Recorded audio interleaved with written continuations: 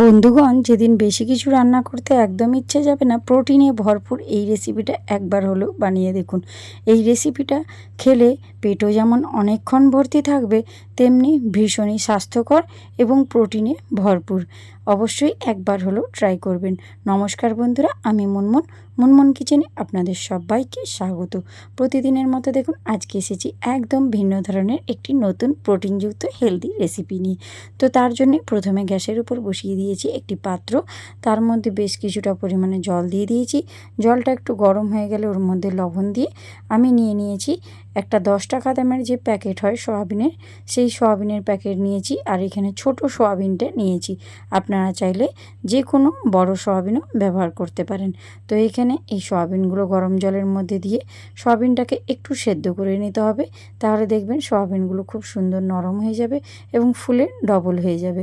তো এইভাবে একটু ফুটিয়ে নিয়েছিলাম, এতে করে দেখুন সয়াবিনটা খুব সুন্দর সেদ্ধ হয়ে গিয়েছে। এবারে গ্যাসের ফ্লেমটা অফ করে দিয়েছি আর এই সয়াবিনগুলোকে একটা অন্য পাত্রের মধ্যে তুলে নিয়েছি।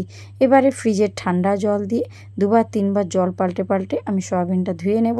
এতে করে সয়াবিনটা এখন দেখুন ঠান্ডা হয়ে গিয়েছে, আর সয়াবিনের মধ্যে থাকা যে এক্সট্রা জল ওটা চেপে চেপে হাতের সাহায্যে বের করে দিতে হবে। আমি কিভাবে করছি একটু লক্ষ্য রাখুন, তাহলেই বুঝতে পারবেন। যেন একটুও জল না থাকে সয়াবিনের ভেতরে, সেইভাবেই চেপে চেপে সয়াবিনের ভেতরে থাকা যে জলটা ওটা বের করে দেবেন। আর এখানে দেখুন আমার সব কটা সয়াবিন খুব সুন্দর করে চেপে চেপে জল ঝরানো হয়ে গিয়েছে। এবার এই সয়াবিনের মধ্যে দিয়ে দিচ্ছি টক দই। এখানে আমি ফেটানো টক দই নিয়েছি 3 চামচ মতো। আর এর মধ্যে দিয়ে দিচ্ছি সুন্দর একটা কালার আসার জন্য হলুদের গুঁড়ো। আর এর মধ্যে এখন দিয়ে দিচ্ছি ধনিয়ার গুঁড়ো। খুব সুন্দর করে সমস্ত মশলাগুলো দিয়ে একটা চামচ দিয়ে সয়াবিনটাকে ম্যারিনেট করে নিতে হবে। 5 মিনিট মতো সয়াবিনটাকে এরকম দই আর মশলা দিয়ে মাখিয়ে একটা সাইডে আমি সরিয়ে রেখে দেব। আজকে আমি যে সয়াবিনের রেসিপিটা শেয়ার করছি, এটা ভীষণই হেলদি এবং প্রোটিনে ভরপুর। এক বাটি খেলে পেট অনেকক্ষণ পর্যন্ত ভর্তি থাকে। তো এখানে ওটা রেস্টে থাকতে থাকতে আমি এখানে নিয়ে নিয়েছি দেরাদুন চাল 1 বাটি। প্রথমে 1 বাটি নিয়েছি, তারপরে দিয়ে দিলাম আবারও 1 বাটি, মোট 2 বাটি চাল নিয়েছি। এবারে এখানে আমি যে দেরাদুন চালটা ব্যবহার করেছি ওটা অনেক জায়গায় অনেকে বাসমতি চালও বলে থাকে। তো যাই হোক বন্ধুগণ, চালের মধ্যে তো প্রচুর নোংরা থাকে, তো তার জন্য অফ ক্যামেরাতে আমি চালগুলোকে খুব ভালো করে এভাবে ধুয়ে তারপরে আপনাদের কাছে ফিরে এসেছি। তো চালটা যখন ধোয়া হয়ে গেছে ওটাকে একটা সাইডে রেখে এখানে কিছু মটর ডাল আমি আগে থেকে ভিজিয়ে রেখেছিলাম 2 ঘন্টা মতো। খুব সুন্দর দেখুন মটর ডালটা ভিজে গিয়েছে, একটু আঙুলের সাহায্যে কেটে দিয়েছিলাম, দেখছিলেন কত সুন্দর ভিজে গিয়েছে। গ্যাসের উপর একটা ননস্টিক কড়াই বসিয়ে তার মধ্যে কিছুটা পরিমাণ ঘি দিয়ে দিয়েছি। আর ঘি দেওয়ার পর এখানে কিছু গরম মশলা নিয়েছি, 2টো তেজপাতা, শুকনো লঙ্কা, এলাচ আর লবঙ্গ, দারচিনি আর গোটা গোলমরিচ, সমস্ত গোটা গরম মশলাগুলো ঘিয়ের মধ্যে দিয়ে খুব ভালো করে ভেজে নিতে হবে। গরম মশলাগুলো যখন ভাজবেন কি সুন্দর একটা গন্ধ বেরোবে, তো খেতে ভীষণ ভালো লাগে। তো দেখুন এখানে গোটা গরম মশলাগুলো আমার ভাজা হয়ে গিয়েছে আর খুব সুন্দর একটা সেন্ট বেরিয়েছে। বন্ধুরা, যখন আপনারা বানাবেন তখন আপনারা নিজেরাই বুঝতে পারবেন। ঘিয়ের সঙ্গে এই সমস্ত গোটা ফোড়নগুলো ভেজে নেওয়ার পর এখানে দিয়ে দিলাম একটা বড় সাইজের কোচানো পেঁয়াজটাকেও এই ঘিয়ের মধ্যে খুব ভালো করে ভেজে নিতে হবে। তো আপনারা যদি চান এখানে ঘিয়ের পরিবর্তে সাদা তেলও ব্যবহার করতে পারেন, তবে ঘিয়ের একটা খুব সুন্দর গন্ধ আসে, ফ্লেভারও খুব সুন্দর হয়। আপনারা যদি ঘিয়ের পরিবর্তে রিফাইন তেল ব্যবহার করেন বা রান্নার সাদা তেল ব্যবহার করেন, এতে স্বাদটা খুব একটা ভালো হবে না। তো এখানে পেঁয়াজটাও যাতে খুব তাড়াতাড়ি মজে যায় একটু লবণ দিয়ে নাড়াচাড়া করছি, এতে করে পেঁয়াজটা দেখবেন খুব সুন্দর তাড়াতাড়ি ভাজা হয়ে যাবে। পেঁয়াজটা কিন্তু অনেকটা তাড়াতাড়ি মজে যাবে, মানে খুব নরম হয়ে যাবে, আর ভাজাটাও খুব তাড়াতাড়ি হয়ে যায়। তো এই পর্যায়ে লবণটা দিয়ে কিছুটা সময় আমি এইভাবে নাড়াচাড়া করে নিয়েছিলাম। পেঁয়াজটা যখন একটু হালকা লালচে কালার এসেছে তখন ওর মধ্যে দিয়ে দিলাম কেটে রাখা একটা বড় সাইজের টমেটোটাকে আমি ঠিক ডুমো ডুমো করে কেটেছি, আর কেটে নিয়ে আমি ওই ঘিয়ের মধ্যে খুব ভালো করে টমেটো পেঁয়াজটাকে ভেজে নিলাম। এখন টমেটোটাও দেখুন অনেকটা মজে গিয়েছে, কারণ যেহেতু আমি লবণটা দিয়ে রেখেছি তার জন্য। টমেটোটাও দেখুন খুব সুন্দরভাবে মজে গিয়েছে। এখন এর মধ্যে দিয়ে দিতে হবে ক্যাপসিকাম, মানে একটা বড় সাইজের ক্যাপসিকামকে কেটেছি একদম এরকম ছোট চৌকো চৌকো করে, একটু ডুমো ডুমো করে ক্যাপসিকাম কেটে নিয়েছি।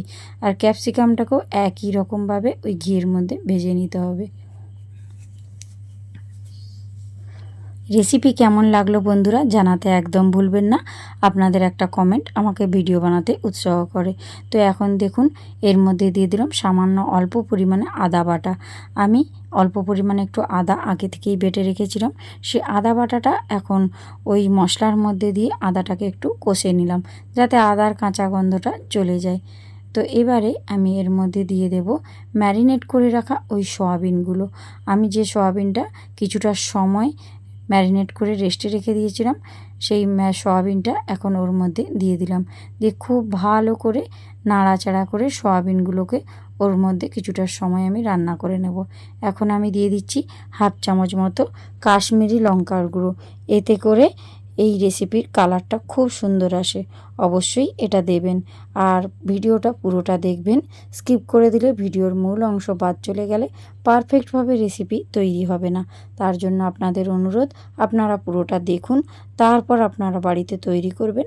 তারপর আমাকে কমেন্ট বক্সে কমেন্ট করে জানাতে একদম ভুলবেন না। এবারে ভেজানো ওই ছোলার ডালগুলো ওর মধ্যে দিয়ে দিলাম। ছোলার ডালটা দিয়েও কিছুটা সময় আমি কুক করে নেব। একদম প্রোটিনে ভরপুর। আর এই রান্নাটা খেলে যে খাবে সে আপনার প্রশংসায় পঞ্চমুখ থাকবে এবং পেটও অনেকক্ষণ ভর্তি থাকে। সব দিন তো একই রকম একঘেয়ে রুটি পরোটা কারোরই খেতে ভালো লাগে না, আমারও না। তো তেমনি আপনারা অবশ্যই একটু ভিন্ন ধরনের যদি এরকম রান্না করেন, খেতে দেখবেন খুব ভালো লাগবে।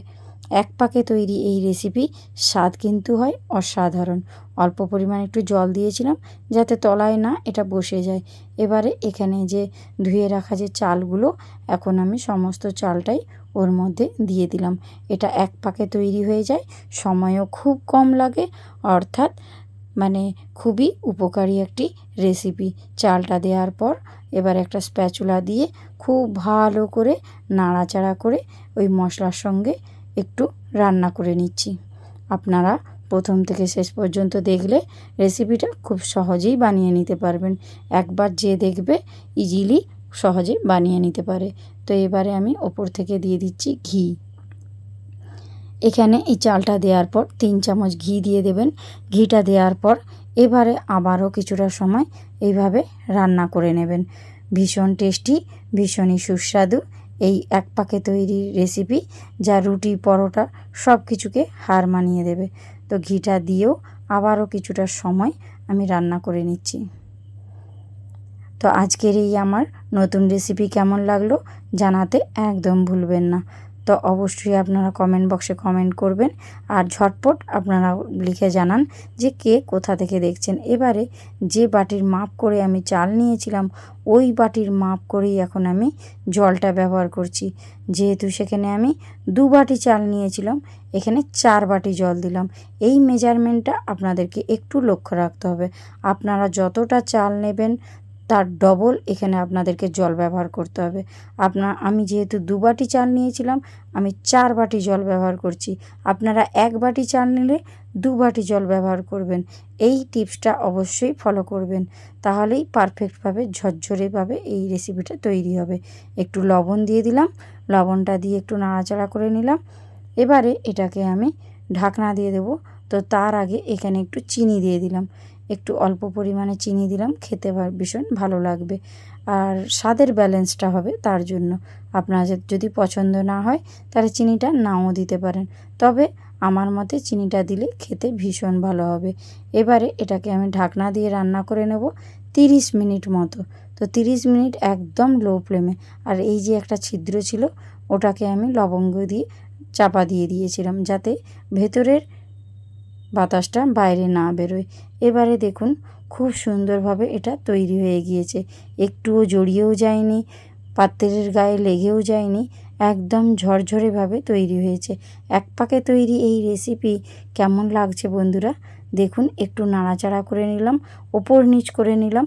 এবারে এর মধ্যে কিছু উপকরণ আমি অ্যাড করব। কিছুটা সময় আমি ওপর নিচ করে মিশিয়ে নিয়েছি আর এখন দিয়ে দিলাম সামান্য অল্প পরিমাণে একটু ঘি। আর নাড়াচাড়া করব না, এটাকে স্ট্যান্ডিং টাইমে 5 মিনিট মতো রেখে দিতে হবে। 5 মিনিট পর আমি ফিরে আসছি। দেখুন একদম ঝরঝরে তৈরি হয়েছে। দেখুন বন্ধুরা, আপনাদেরকে তুলে আমি দেখিয়ে দিচ্ছি স্প্যাচুলা দিয়ে। দেখলেই আপনারা বুঝতে পারবেন। দেখুন একটার গায়ে কিন্তু একটা লেগেও যায়নি, চালগুলো কিন্তু একটাও ভেঙে যায়নি, প্রত্যেকটাই গোটা গোটা রয়েছে। দেখুন একদম ঝরঝরে তৈরি হয়েছে। এবারে আমি একটা প্লেটের মধ্যে সার্ভ করছি।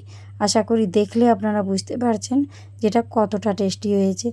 যেমন কালার তেমন খেতে হয়েছিল বন্ধুরা। তো রেসিপি কেমন লাগলো অবশ্যই জানিয়ে দেবেন। এক পাকে তৈরি এই রেসিপি বানানো খুবই সোজা, ভীষণই সুস্বাদু এবং প্রোটিনে ভরপুর। তো দেখুন বন্ধুরা, দেখতে কতটা লোভনীয় হয়েছে না? আজকের মতো আমি ভিডিওটা এখানেই শেষ করব। দেখা হচ্ছে নেক্সট রেসিপির সঙ্গে। তো আজ আসি বন্ধুরা, টাটা, বাই বাই।